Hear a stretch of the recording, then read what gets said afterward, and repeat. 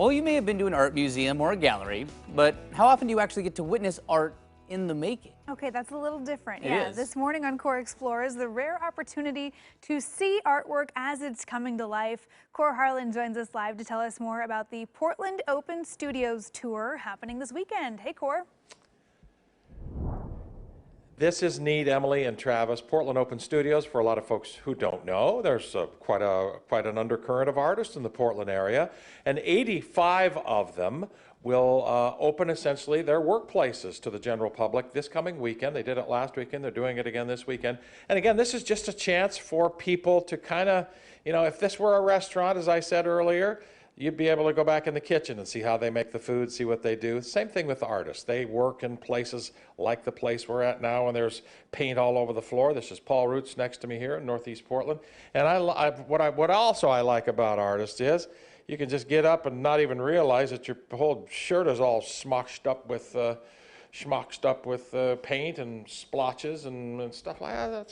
That's a good living. It happens all the time, whether we want to or not. We get paint everywhere. Your specific thing, Paul, is painting and other things. And I want to kind of step out of the way and reveal this, because this is kind of what we're talking about here. You can look at a piece of art and you can see so many different things depending upon your perspective, right? Absolutely, yeah.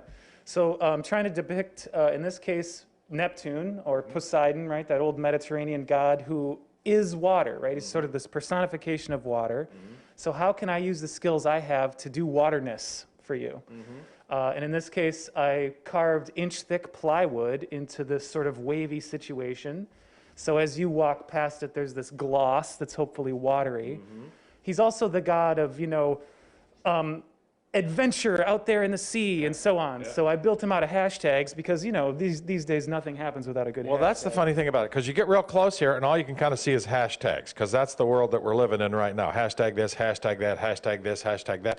But if you step back here, and I'm going to step back from where without stepping on anything, I hope, you can kind of see a more clearer figure of the Neptune in there with the trident that Leah is pointing out over there, and some of the fish in there as well. So this is about what your eyes see, but it's also, because you're kind of a trained professional ballet dude, it's about moving your feet too and getting different perspectives just by moving your feet. Yeah, we are full body viewers, right? So how many times do you hear something around the corner and you use your whole body to look around the corner, right? We're not just eyeballs as we see, we use our feet.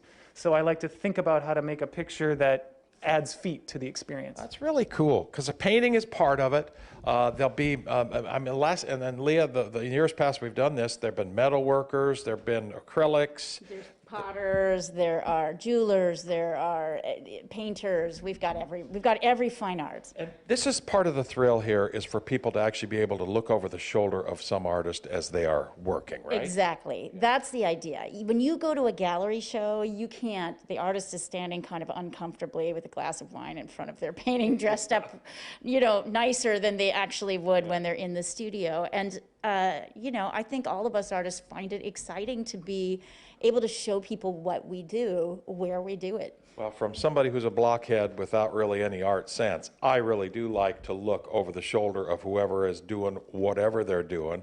It is engaging, it's interesting to look at, and it's neat to kind of figure out how it goes.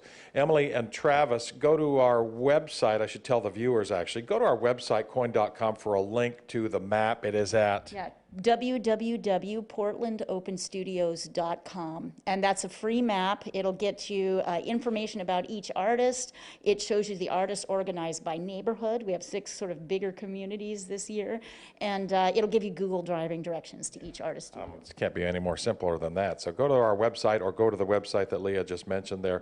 The tour happens this coming Saturday, just Saturday, right? And Sunday. Saturday and Sunday. 10 a.m. to 5 p.m. Should know that. 10 a.m. to 5 p.m. Saturday and Sunday. Portland Open Studios, to look over the shoulder of the men and the women that are doing art. That's Travis very and Emily? cool. Really cool. Well, I love that idea. Yeah. Gives you a much different perspective on art, which is something that I don't. Different than I need to learn the about, gallery so. experience that Yeah. you described. Yeah, Very a little cool. more accessible. All right, thank you, Core. Yep. Yep.